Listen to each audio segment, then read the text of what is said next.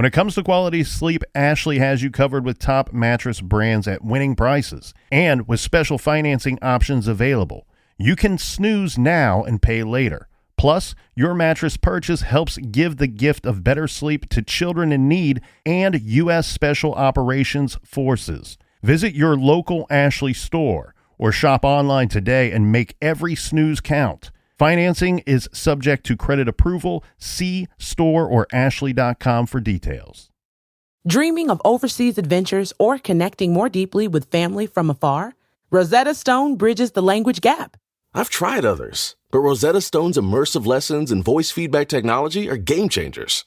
Dive into 25 languages by learning intuitively, just like when you were a kid. And here's the holiday sparkle. Grab a lifetime membership now and save 50%. Gift yourself the world. Head to rosettastone.com now and save 50%.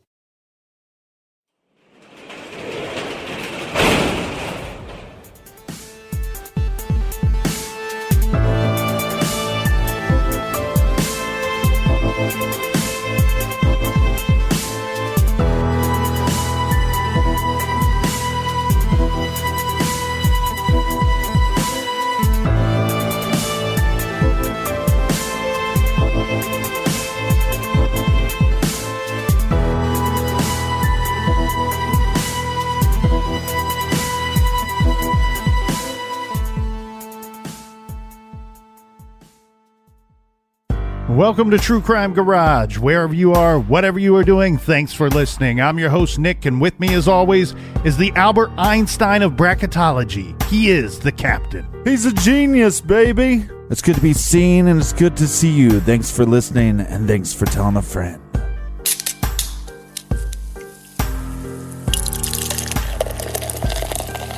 Today we are drinking Keith's Irish Stout by the great people at Granite Brewery in fantastic Toronto. Garage grade, 4 out of 5 bottle caps.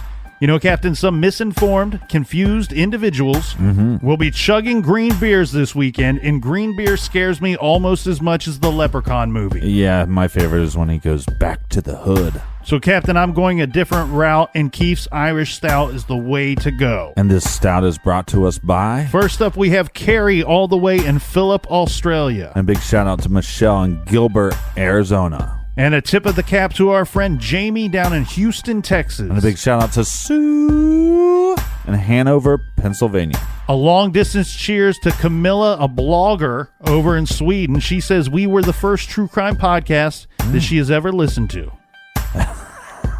So not the best, just we're not the first. Best, we're just the first. Anyway, cheers, Camilla. And last but not least, we have Patrick in southeastern Massachusetts. Cheers to you, mate. So thanks to everybody for filling up the fridge for this week's show. If you want to help us out with next week's beer run, go to truecrimegarage.com and click on the donate button. And that's enough of the business. Everybody gather around, grab a chair, grab a beer. Let's talk some true crime.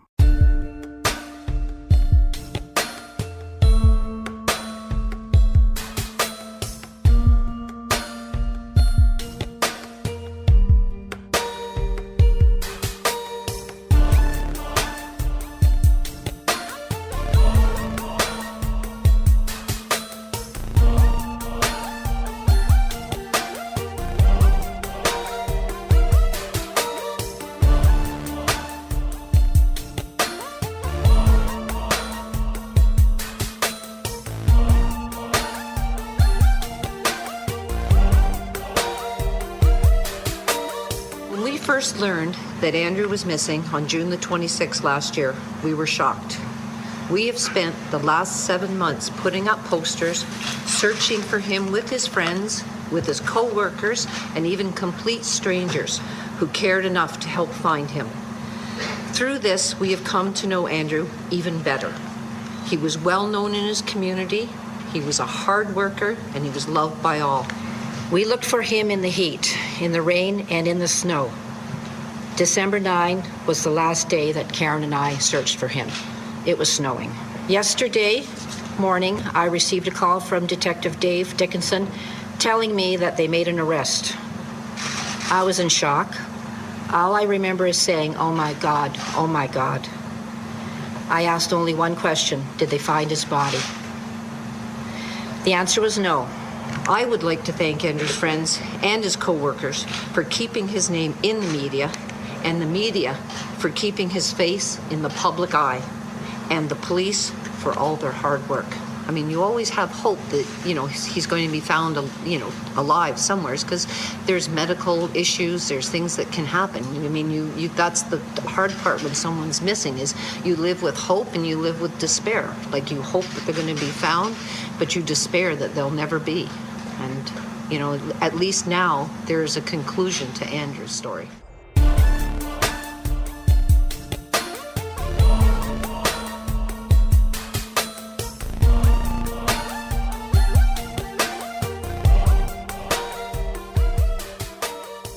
Toronto, Canada, late 2010, Mr. Abdul Basar Fayezi is a 42-year-old man born in Afghanistan, and at some point in this man's life, he had immigrated to Canada from Iran. Now, he went by the name of Basar. Now, Basar is a Muslim man, a father and a husband, and his family is Muslim as well. He lived with his wife and 2 daughters. Basar, back in 2010, worked as an assistant machine operator at a local printing company. He would often tell his family that he was working 12-hour days. Now, unfortunately, Basar was a closeted man.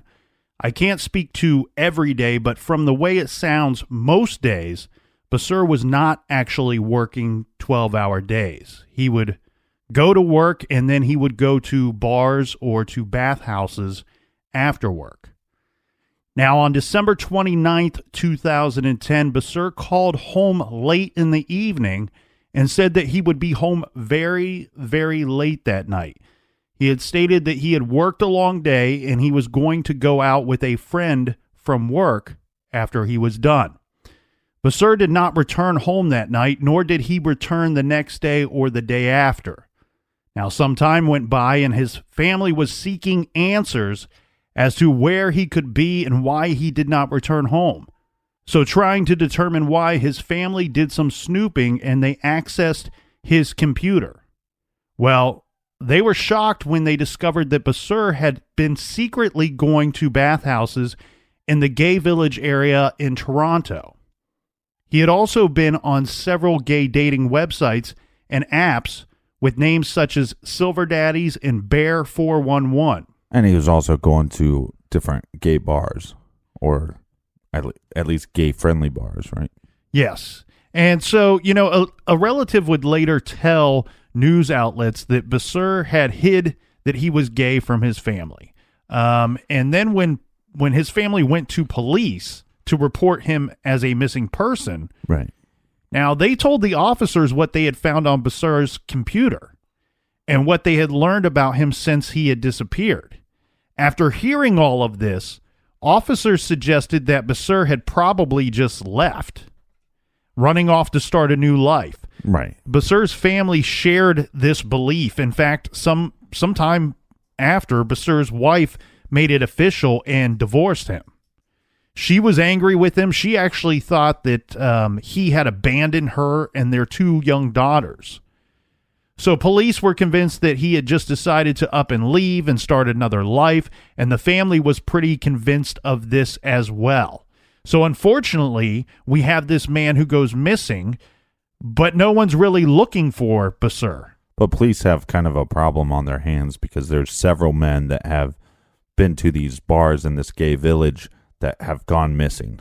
No, because almost 4 months earlier, in September of 2010, and I do have to make an apology to all the listeners out there and to everyone. You don't have to apologize for hosting the show. Anyone in the universe, I'm apologizing to you. But most people that have followed this show for a good amount of time know that this is not the place that you go to get a pronunciation lesson. You didn't minor in that. No, and actually I frequently get pronunciation lessons from emailers. Yeah. So, but this case holds a lot of tricky names. So I'm going to give it my best shot, give it my 100% effort here. Well, we're going to need you to give it 110% today. So here we go. This man, age 40, his name is Skandara Navaratna. Okay. He was reported missing in early September of 2010. He was known to frequent Toronto's gay village, specifically Church Street and Wellesley Street. Now, he was better known to his friends as Skanda. Okay. And he was last seen at a bar called Zippers. Skanda was a regular there. He liked to go to Zippers and shoot pool. He went to the bar on Sunday, September 5th, and was last seen leaving in the early morning hours of September 6th with a man on his arm. The 6th was a holiday, so late night partying should be expected. Mm-hmm. Now, the man he left with, well, this is troubling because one thing that we should point out here is that with any bars, you typically have regulars. Yeah. Okay. And I actually, from hearing interviews and reading what witnesses have stated in these different accounts here in this specific case that we're discussing today, it seems like these bars that we're talking about had an even higher number of regulars. Yeah. That they would see time and time again. Very few times would you see, let's call it a stranger walking into one of these bars. Now, the troubling thing here is that Skanda is last seen with a man in the early morning hours of Monday, September 6th, leaving this bar, this Zippers bar. Well, it makes it a little more scary that people are going missing when these bars are filled with regulars. So then you have to start assuming on some level that the people that are going missing because of a regular. Well, in discussing the man that Skanda was last seen with, the biggest troubling thing is people could not identify this man. The bartender said he didn't know who this man was, and actually the thought amongst those that were interviewed is that the two, Skanda and this unknown man, that they were not in any kind of a relationship, but the two had probably met that night. Right. And then we see something similar with this disappearance that we saw when we spoke about Basur. Skanda was a free-spirited man. He would often take off and go out of town for a night or two very regularly. Right. So there was this assumption here, of course, that when he didn't show up for a day or two, that this Skanda had just gone somewhere. Right. He went off on one of his adventures, let's say. The other thought, too, was some people had wondered if there was a chance that Skanda had fallen in love with someone, maybe even the man that he was last seen with leaving Zippers, and maybe the two had run away together. Then about 2 years after Basur and Skanda go missing, this is now October 14th, 2012, Majid Kaihan, who lives in Toronto, he is reported missing. Now, this man is 58 years old at the time that he's reported missing. Kaihan is also a member of Toronto's gay village community. The disappearance of Majid was different in the sense that no one that police spoke with said that he would take off for any reason at all. So, okay, this is unsettling, right? Right, the opposite. Mm-hmm. Yeah. So now we have 3 adult males have gone missing in the course of about a 2-year time frame. Now, let's say Basur didn't take off and decided, didn't take off to abandon his family. Now, unfortunately, from the outside looking in, that's what that looks like. When you see this man has things on his computer, and this whole life that no one seems to have known anything about with his family, that's what it looks like when you are on the outside looking in. Right. But if he didn't take off on his own, then we have 3 men, all 42 years of age or older, similar ethnic backgrounds, all known to have been frequenting gay bars. So plenty in common here when you look at this from a victimology aspect. Could there be something going on in this area, in this community? So police set up a task force to look into these disappearances. They called the task force Project Houston. This was set up in 2012. Why do they call it that? That's the one thing I've always wondered about with these task force, because sometimes I find that the name has some kind of relevance. Right. Maybe they had something, that would make them come up with the name Project Houston. If I were involved in a task force, I would want the job of naming the task force because there's always some interesting name. But so Project Houston, however, set up in 2012, the task force only lasted about 18 months. This was closed when investigators on the task force could find no evidence leading them to the whereabouts of these three gentlemen or evidence to suggest that the cases were linked in any way other than the commonalities that we have just pointed out here. It could have been as simple as there was a rumor that one of the guys went to Houston.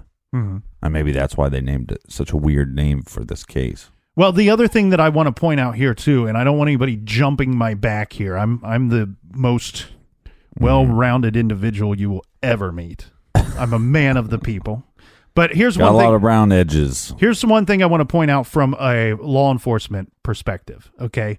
When they're looking at a case like this, when we're talking to potential victims' families, and we say potential victims' families because we have three different scenarios. One where a man appears that he may have just taken off and left. Right. Two, a man that was known to leave for short periods of time but return. And then another man that's the complete opposite that would never leave for any reason at all. Right. Without telling people. Right. So we may only have two victims here or one victim here. But we don't know if we have victims yet because we have no bodies. Right. And jumping off the page here, we really only have one person that looks like he is somewhere that he shouldn't be or where he would not be expected to be. Right. So from a law enforcement perspective, even if all three of these men were endangered or if they had met with foul play somehow, you have a situation where you have to question it. Is there a possibility of foul play involved in any of the disappearances of these men? And I bring up that thought of a high-risk lifestyle because that would be on my mind if I were law enforcement talking about these cases, if I were involved in Task Force Project Houston. And what I mean by that is it doesn't have anything to do with being a man or a woman or homosexual or heterosexual. But when you have individuals that are reported by friends and family to believe to having numerous casual encounters with different people, then that is a bit of a high-risk lifestyle. That's exposing yourself to people that your friends don't know, that your family don't know, that you may be spending an evening with or some time with. And the reason why it's high risk, you don't know them either.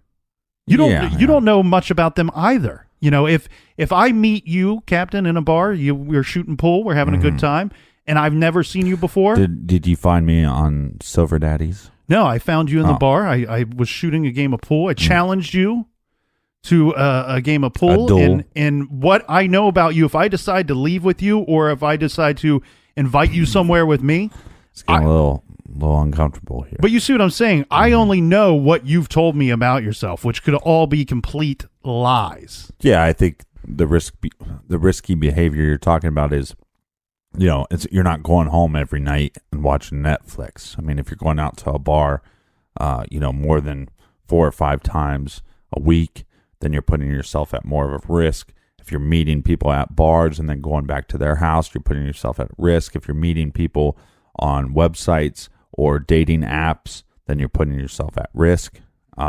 So especially now, I have a lot of single friends that are on the Tinder and what's the other one? Bumble, these dating apps, and they're going on sometimes 2 or 3 dates in a day. Yeah. I haven't had a date in 3 years, but they're going on because I'm not going to take the risk. Well, there's danger in everything that we do, Captain, and I don't want to ruin anybody's party, but you can tell by the Captain intros. Want to be the first party that you ruin. That I'm super excited about St. Patrick's Day, but people go out and celebrate. You got to be careful. Mm-hmm. And I tell you what, one thing that is strange, this is strange that my brain ticks this way. But, what was it, last weekend or the weekend before was the Arnold Classic comes to Columbus. And unfortunately, we've had 2 cases that we've talked about on our show where we've had college-age men, men in their late 20s, go missing during the weekend of the Arnold Challenge. Yeah, I think the Arnold is the number 2 human trafficking event in the world. What's the first one? Super Bowl? Super Bowl, yeah. Yeah. So, me and some of my friends, and we have a joke, but in all seriousness, we are serious about this because we will say, we don't go downtown during the Arnold Classic. Well, and it's getting pretty sad because that's becoming an issue in every bar.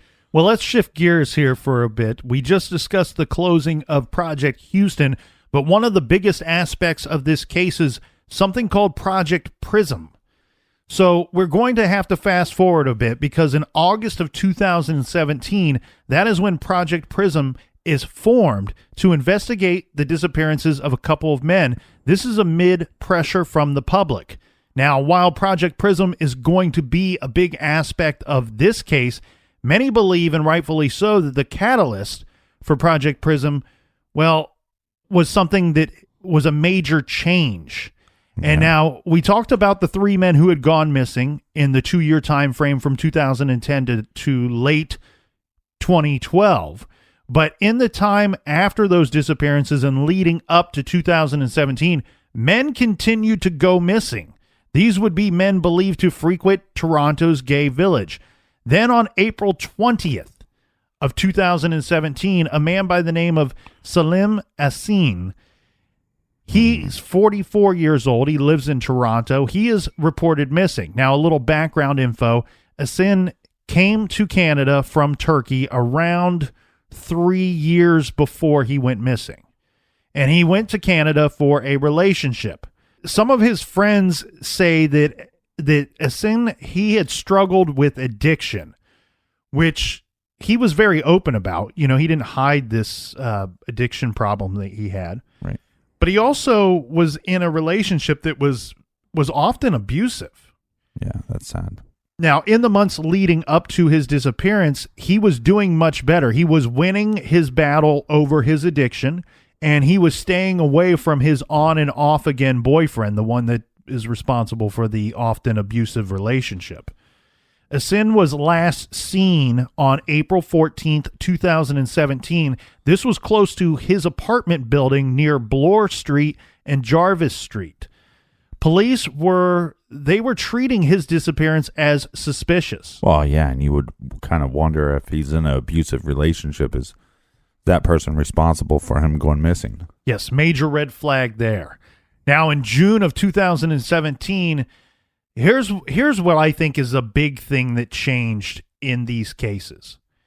And it might be the victimology. Because where we have a lot of guys who they were described by family and friends or people of the community as men who, quote, are people on the margins of Canadian society, whose disappearances attracted little public attention. Well, now in 2017, in June 28th, there's a man named Andrew Kinsman who lives in Toronto. He's reported missing. He was last seen alive on June 26th. Andrew was 49 years old. He was a LGBTQ activist and a former bartender in Toronto who had many, many friends when he went missing. So his friends, they took notice that he was gone. Yeah. And it's reported that Andrew suddenly went missing the day after Toronto's Gay Pride Parade. And as we said, his friends took notice very quickly, and so did the police. Actually, leading into today's story, the voices that you heard there over top of the Captain's always fantastic music, those 2 ladies are Andrew's sisters. So while some of the other men's disappearances received little attention, Andrew Kinsman's, on the other hand, had search parties and scores of friends looking for him when he went missing. Looking into Andrew's background, he was a superintendent and a long-term volunteer at the Toronto People with AIDS Foundation. Friends and family actually figured pretty quickly that the man must have they figured that he was dead. Okay. Shortly after he went missing, because after he went missing, they went to his apartment. They gained access somehow into his apartment just 2 days after he went missing. Finding Andrew's cat was left alone in his apartment. And Andrew is a person that is described by all that I could find as someone that was extremely responsible. He was a very responsible man. And one thing that he certainly would not do is to neglect his job duties as a superintendent or neglect his cat. Yeah. So it's because of the disappearances of Salim Asin and Andrew Kinsman that the police decided to start up another investigation and task force. And this time the investigation is called Project Prism, looking into the disappearances of these two men. And both of these disappearances considered by family and police as suspicious in nature.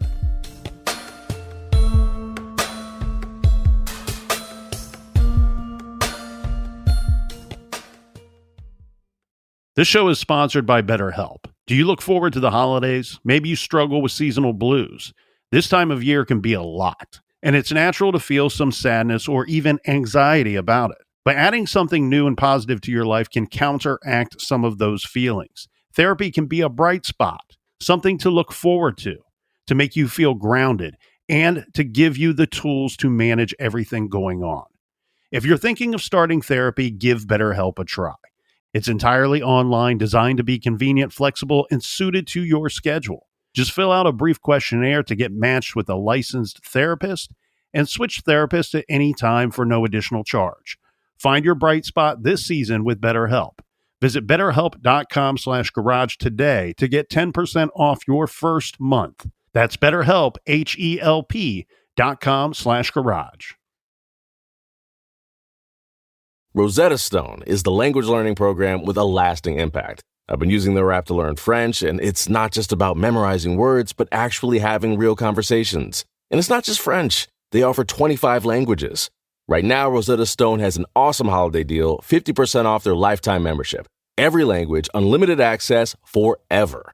For anyone keen on diving deep into a new language, check out rosettastone.com. It's a game changer. At Consumer Cellular, you get the same exact coverage as the largest carriers, but for up to half the cost. Same thing, up to half the cost. Up to half the cost for the same thing. 50% the money for 100% the same thing. I hope I'm making myself clear. Consumer Cellular. When freedom calls, we're here to answer. Call us at 1-888-FREEDOM. Half the cost savings based on cost of Consumer Cellular single-line 5GB data plan with unlimited talk and text compared to lowest cost single-line postpaid unlimited talk, text, and data plan offered by T-Mobile and Verizon May 2023.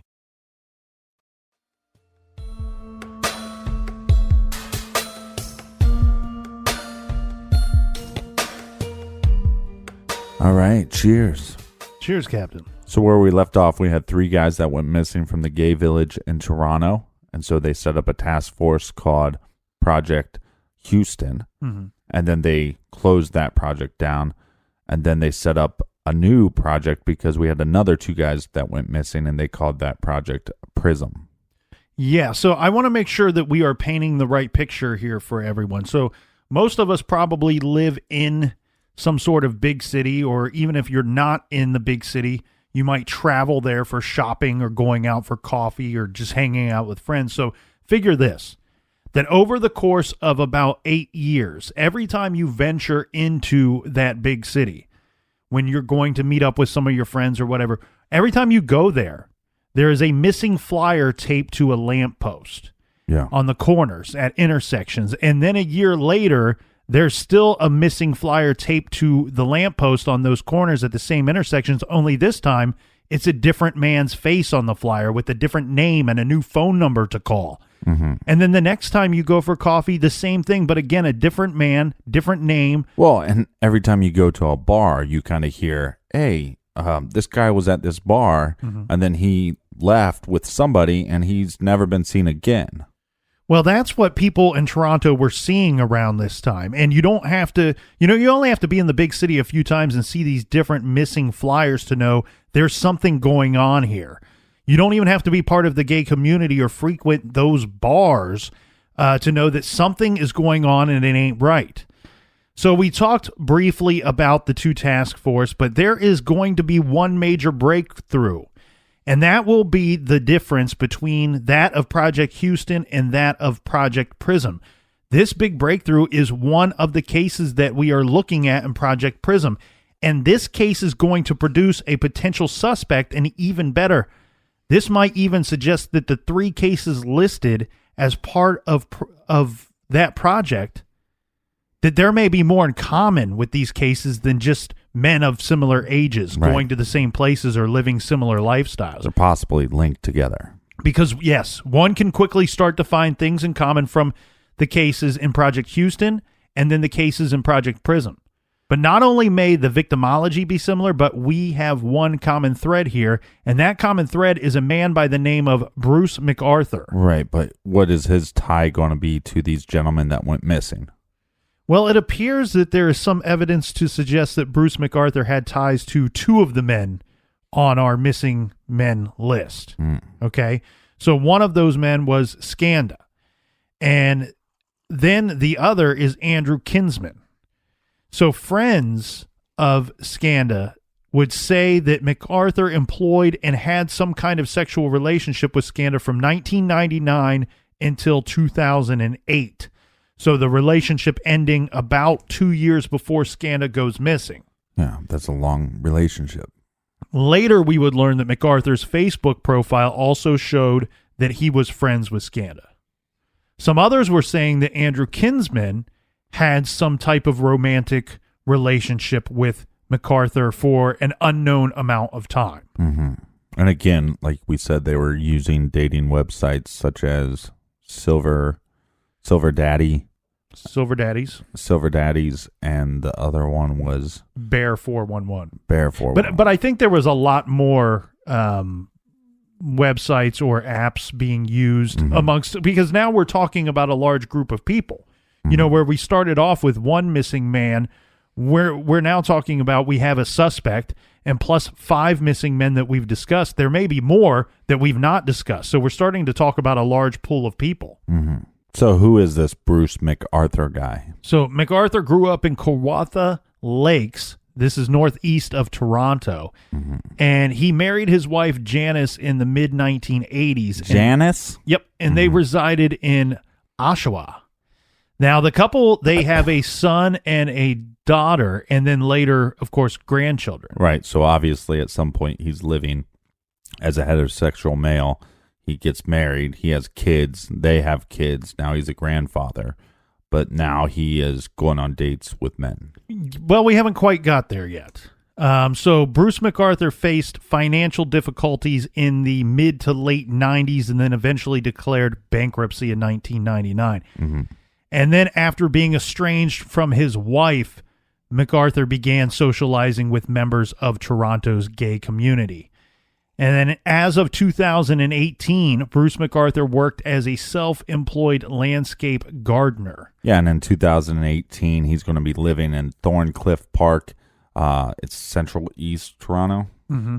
Yeah, he lived there alone. Now, let's go back to 2001, because in 2001, Bruce McArthur, well, he was accused of assault.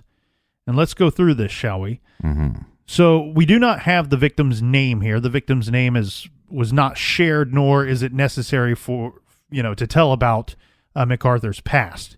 But what was presented and what was heard at the trial is that McArthur and the victim, they knew each other, but they didn't have like a personal relationship, or I wouldn't even say that they were friends. According to documents, they knew each other just enough to say hello if they saw each other on the street or in a bar. Mm-hmm. Some reports state that the victim was a, quote, male hustler, which could be true. We can't say for certain, but what does that mean? Male hustler. Well, we have to be clear here. We're going off of a court document that states that this man the victim may have been a male hustler. Mm-hmm. Now, the court document does not go on to define what they believe a male hustler to be. So I will let everybody else out there use their imagination, and you can decide what you think they mean by that. So, and the reason why I say it in that way, Captain, is because that could be true. It could not be true. Mm-hmm. Who knows? But the story goes something like this. Now, it's Halloween. It's Halloween night. So October 31st, 2001, McArthur and this man, they go back to the man's house. And the victim allowed McArthur into his apartment. According to both parties, no sexual encounter took place that day. In fact, the reason for the two men going to the apartment was this. The victim wanted to show McArthur his Halloween costume. Mm-hmm. Well, what the man did not know is McArthur had concealed a lead pipe. And once inside the apartment, when the man had his back turned to Bruce McArthur, Bruce pulled out the pipe and hit the man multiple times in the head. Oh. Now, good for the victim because he was able to quickly defend himself the best that he could. And I don't want to make this sound any less brutal than it truly was. This man was badly and savagely attacked by Bruce. Yeah. For some reason, and we can get into this if you have any thoughts on the matter, Captain, but after the attack, Bruce, the attacker, to be clear, Bruce went to police headquarters almost immediately afterward, reporting that he had hurt someone. The incident had traumatized the victim. His injuries required that he go to the hospital, and he received stitches for his injuries. Okay, so let's go back to this whole idea that they're in his apartment to show a Halloween costume to Bruce. Mm-hmm. Bruce pulls out a lead pipe.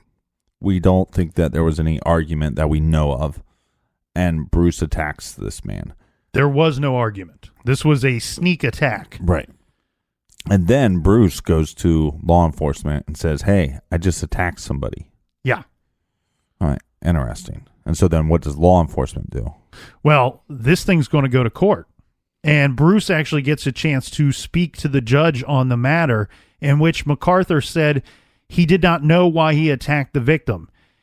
He also said that he just wanted... Let me tell you why. Why? Because you's a piece of shit. Who does that? Yeah, I don't know. I don't know why I attacked him. How about you start with, why did you have a lead pipe? Yeah. You know? Okay, keep going. Well, that's the thing. You don't just happen to have a lead pipe. Right. You brought that with you to the man's apartment. Anyway, McArthur told the court that he just wanted to apologize to the court for what had happened, that his life had been kind of a mess in the last year and a half leading up to this, and knowing what's going to happen and what's happened to him was just a mess, he continued. He also said that he would like to apologize to the victim, stating, I wouldn't know what to say other than I'm sorry for all the pain and anger I have caused him. So the Crown and the defense put forward a joint submission on sentencing, in which Bruce McArthur would spend 1 year under house arrest, followed by a curfew for 6 months, and then 3 years probation. That's just not enough. Well, hang on. McArthur was also barred from a specific area that included Toronto's gay village, where the Crown indicated that McArthur could come into contact with male sex workers. The Crown's words, and quote, from my perspective, it's in the best interest to keep him, meaning Bruce McArthur, out of the area where he's more likely than not to be enticed by male prostitutes. Another condition of McArthur's sentence included McArthur being prohibited from taking illicit drugs. Specifically mentioned were poppers. And this information was taken from an article in the Star, where they go on to mention that poppers are a chemical compound which can be inhaled prior to sex and is a popular drug. Now, he was also ordered to seek counseling for mental health issues, particularly for anger management. McArthur was prohibited from having any firearms for at least 10 years. And because assault causing bodily harm is what is called a primary designated offense, the judge was required to make a DNA order.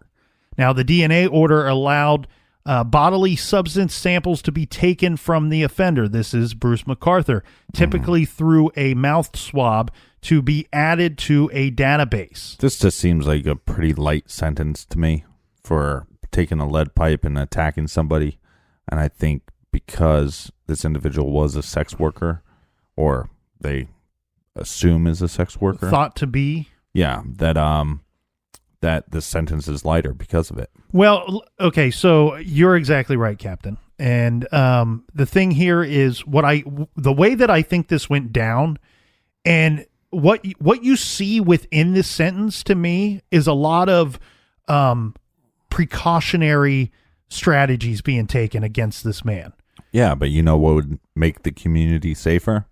Putting this guy behind bars. But I think here's where the problem with that lies with the court system.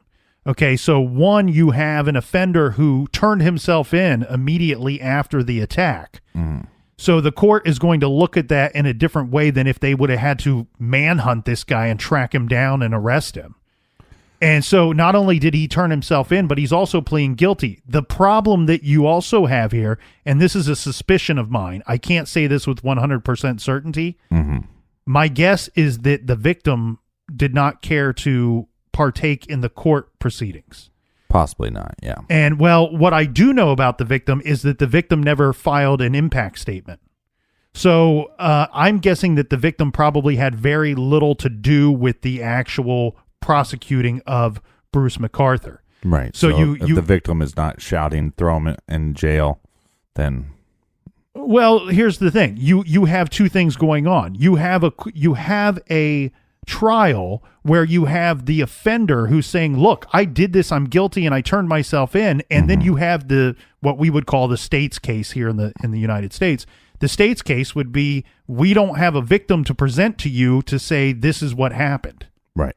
So that's why I think the sentence seems a little light. However, what I wonder about, and what I kind of applaud the judge in the court system here for doing, is that I see a lot of precautionary attempts here at hey, we believe this guy could be pretty violent. We don't understand what went down. We don't have a victim to speak with. He doesn't really understand it.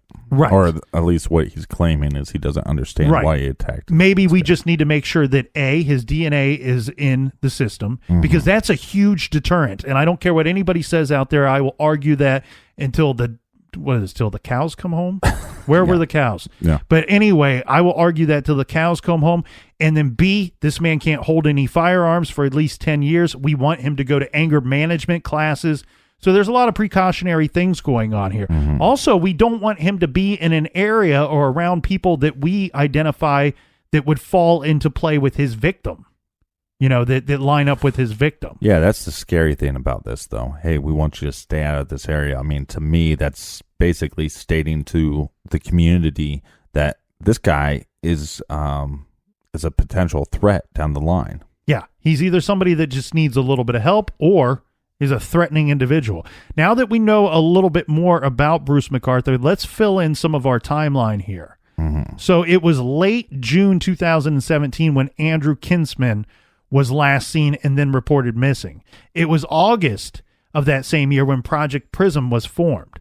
Now in September of 2017, this is interesting here.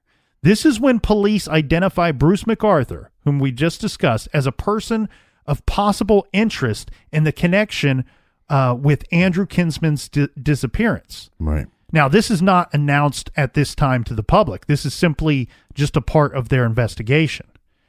Then in October of 2017, police begin to follow Bruce McArthur. That's right. He is put under surveillance. Good. He's being followed. And I don't have the details of such, but this is what we've seen. We've seen this type of activity from police. It's almost certainly around the clock surveillance. So what does that mean? That means they think this dude is up to something terrible.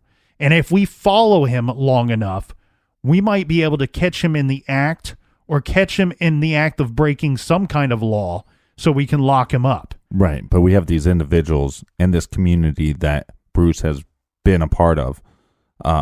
And he had a vicious attack against somebody from this community. And now, I mean, your thoughts have to be on some level when you're looking for these missing men, that when you come across Bruce McArthur and then you figure out what he did, what the crime he did to be in the system, this would be kind of a light bulb moment, right? This could be our guy. Of course.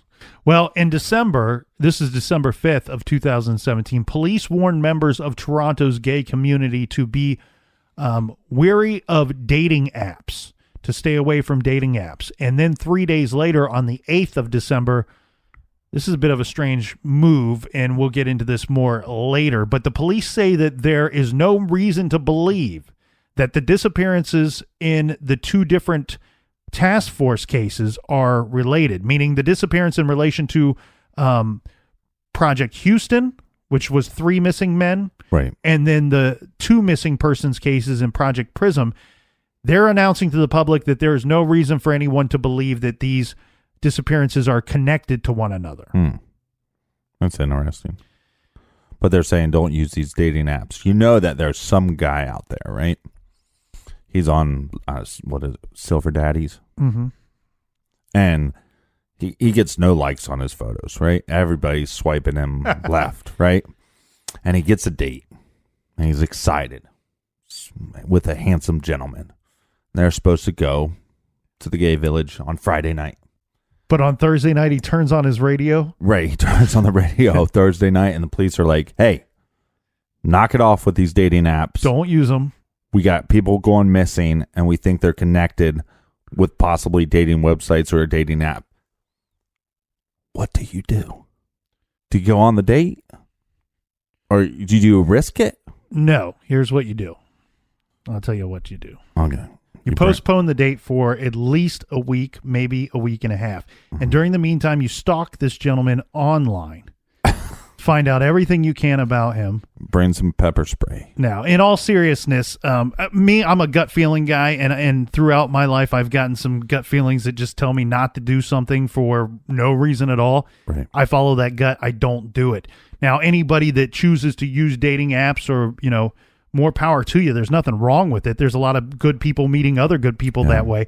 Tell somebody where you're going. Bring a friend along for the first encounter. There are many different things that you can do. Go to a place where you know a lot of other people. Hey, you want to go here and hang out where I know other people. My friends will text me and say, I think it happened Saturday. Hey, I'm going to meet this guy at whatever time, right? Mm-hmm. I'm a horrible person because I start making serial killer jokes. Oh, there you go. That always makes everybody feel happy. So anyway, in December, we have the police warning people not to use these dating apps. We also have the police saying that the disappearances between the 2 projects, while they might be connected within each other, they're not connected to the other. And then this happened.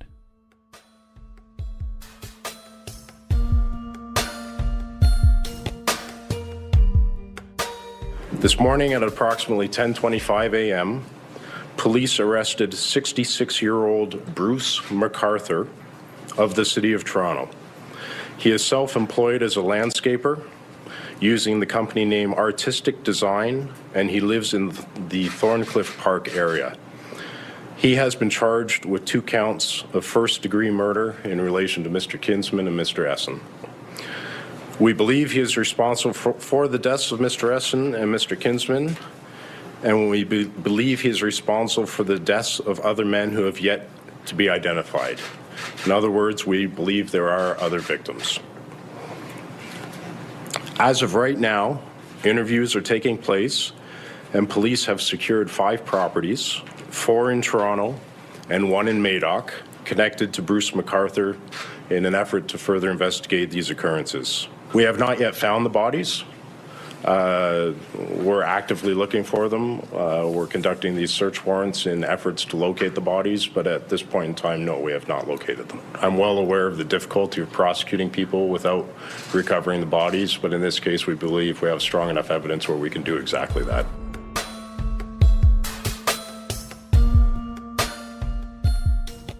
All right, so now we're saying, or law enforcement is saying, we think at least these 2, the 2 victims that are connected with Project Prism, are connected.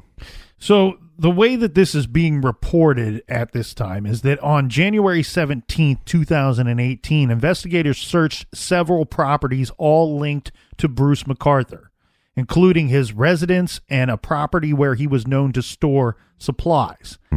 Evidence at either one or both of these locations is found that seems to be good enough to tie Bruce McArthur to the deaths of Kinsman and Essen. Now, at this time, at the time of the arrest, as you heard on January 18th, 2018, they have no bodies yet. But regardless, McArthur is arrested and charged with 2 counts of first-degree murder.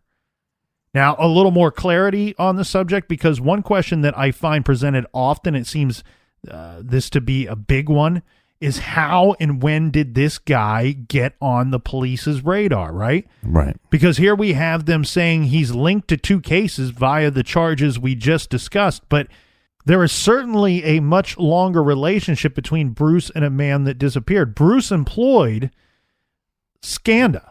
Mm-hmm. And they had a romantic relationship. So when and why did Bruce appear on the police's radar? Now, Toronto police have not said exactly how long Bruce McArthur had been on their radar. They have said that the charges were laid out after months of probing. Now, according to information told to the local media by employees at a place called Dom's Auto Parts Shop, well, a source says investigators had been on to Bruce McArthur since at least the fall of 2017. In fact, the owner of the shop said police officers arrived in late September. This was because they were suspicious about a vehicle. They asked for and began watching surveillance video of Bruce McArthur selling his Dodge Caravan to the shop. Mm-hmm. After studying the tape, the police then seized the old rusted maroon Dodge Caravan sold by McArthur, and they had it towed away. There's always a creeper van. Now, my guess is there must have been something in that van, because then that's when they start to follow Bruce McArthur around. And then listen to this news story, and listen close, because there's a lot in there.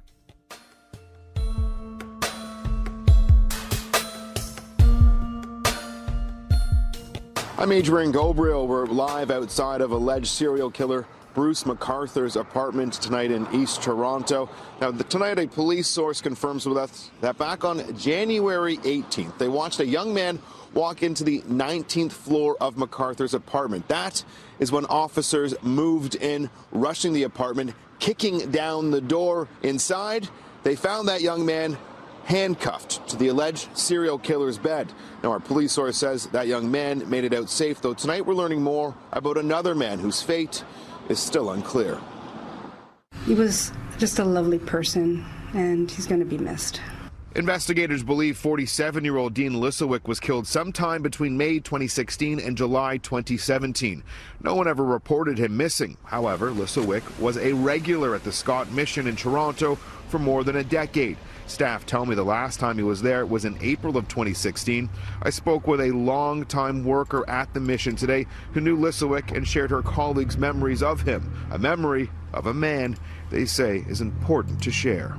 He would often give to clients out of his own. So if he realized that somebody needed shelter, he would put it upon himself, that person needs it more than me, and he would give up his bed. And very generous out of just whatever he had, whether it was change or an item of clothing, he would often be known just to pass that on to other clients or residents. McArthur is charged with the murder of 5 men: Andrew Kinsman, Salim Esen, Majid Kahan, Sarush Mahmoudi, and Dean Lissawick. Yesterday, we told you that police have unearthed the dismembered remains of at least 3 unidentified individuals from multiple large planters from some of the 30 properties they're sifting through. On January 21st, City News captured police removing this large, heavy planter from the property of Ron Smith and Karen Fraser. Today, I spoke on the phone with Smith. He says police have been very professional while conducting their investigation on the couple's Leaside property, and his heart goes out to the victims and their families. Though being removed from their homes with no return date in sight has been difficult. What an upheaval. You have to get out of your house. You have to get out now. This is serious. And bye-bye. So we grabbed a couple of things, left, and it's been a shambles ever since.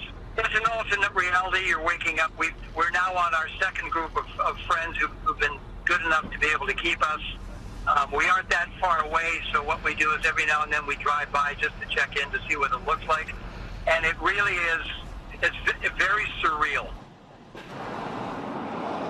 Now, Smith adds that McArthur worked on his property for about 10 years. He'd do some free work there. In turn, they let McArthur store some of his equipment on their Leaside property in the garage. at their home. Now, tonight, the folks over at Scott Mission also confirmed with me that police came and interviewed them just before we went in there today.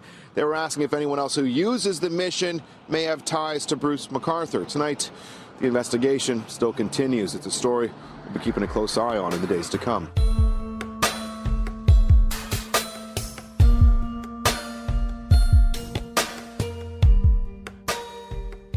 So just to be clear, what they stated, that they were following Bruce. They were running surveillance on him. A male goes into his apartment. They decide to go into the apartment, make arrests. I think they were worried what would happen to this individual. When they get in there, this individual is handcuffed. Yes, and that's a whole nother big ball of yarn that we're going to have to unravel on tomorrow's show. Much more to get to in this case. We'll talk about that tomorrow. We'll see you in the garage. Until then, be good, be kind, and don't litter.